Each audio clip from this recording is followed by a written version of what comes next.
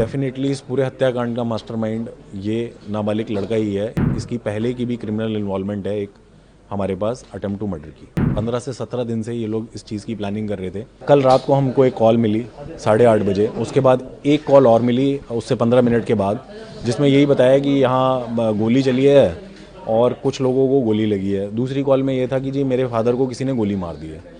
हमने अपने लोग जब वहाँ पर जो हमारी टीम वहाँ पर गई, जांच में ये पता चला कि 3 लोगों को गोली लगी है, आकाश, ऋषभ और क्रिश। ये तीनों आपस में रिश्तेदार है। आकाश का बेटा है क्रिश और आकाश का भतीजा है ऋषभ। इसमें आकाश और ऋषभ की मृत्यु होगी। इसमें एक व्यक्ति को अभी हमने अप्रीहेंड किया है यहाँ पे, वो जुवेनाइल है। तो अभी इतना ही मामला है, उसके आगे की जांच चल रही है। सर, ये जो जुवेनाइल है ये आकाश और इनकी फैमिली का क्या लगता है और इसमें क्या बताया, आखिर क्यों जो है हत्याकांड को अंजाम दिया? ये इनकी ऐसी डायरेक्ट कोई रिश्तेदारी नहीं है। इसमें जो लड़का है जुवेनाइल, इनकी दूर की रिश्तेदारी में है और ये खुद इनको चाचा चाचा बोलता था। हालांकि इनकी बातचीत सब बंद थी, ये मिलते भी नहीं थे आपस में। तो क्या इसका पैसे का लेन देन था आकाश के साथ? अभी देखिए प्राइमा फेसी तो यही आ रहा है कि इसका आकाश के साथ पैसे का लेन देन था। जो ये मांगता रहता था, करीब 70,000 रुपये की बात थी, जिसको ये देता नहीं था और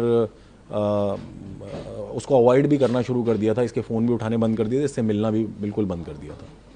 तो क्या हम कह सकते हैं कि इस पूरे हत्याकांड का मास्टरमाइंड नाबालिग है? डेफिनेटली इस पूरे हत्याकांड का मास्टरमाइंड ये नाबालिग लड़का ही है। इसकी पहले की भी क्रिमिनल इन्वॉल्वमेंट है एक हमारे पास अटेम्प्ट टू मर्डर की। तो सर, इसके अलावा क्या जब सबसे पहले तो सवाल यही बनता है सर, कितने टाइम से प्लानिंग कर रहा था और क्या आकाश को ही मारने आया था या फिर बाकी लोगों को भी मारने आया था? इस पर आप ये इनकी प्लानिंग, जैसा हमें पता चला है, 15 से 17 दिन से ये लोग इस चीज़ की प्लानिंग कर रहे थे और ये इनका टारगेट केवल आकाश था। ऋषभ जिसकी मृत्यु होगी बड़ा दुखद है।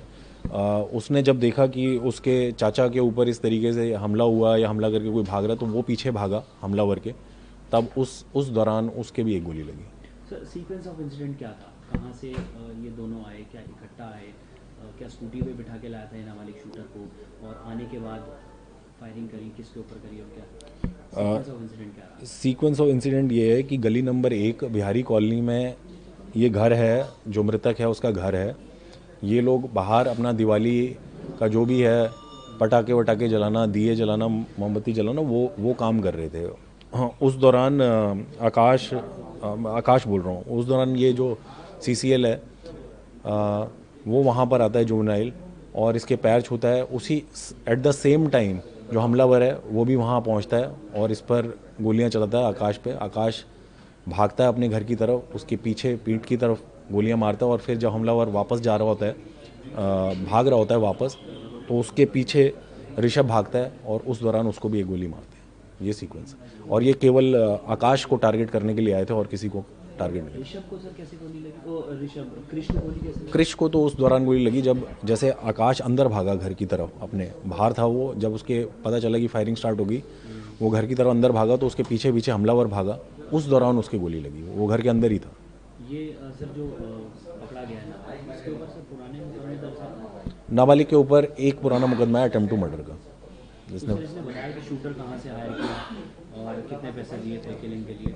वो सारी अभी जांच का विषय है, क्योंकि हम एक ही वर्जन के ऊपर डिपेंडेंट नहीं रह सकते। बट हाँ, हमारे पास कुछ नाम आ गए हैं, हम उसकी जांच कर रहे हैं कि भाई जो कहानी ये जुवेनाइल हमको बता रहे हैं वो कहानी कितनी सही है कितनी झूठ है। एक बार वो पुख्ता हो जाएगी फिर आपके साथ साझा करेंगे। इसके नाबालिग के पिता का भी कुछ दुश्मनी है इनके, आकाश और उनके फैमिली के साथ, क्योंकि ये लोग बता रहे हैं कि पहले भी फायरिंग हो चुकी है उनके। प्रिलिमिनरी जांच में हमारे सामने ये आ रहा है कि इसकी, आकाश की और ये जो जुवेनाइल है, इसका फादर है जुवेनाइल का विराट, तो इनकी आपस में बहस हुई थी।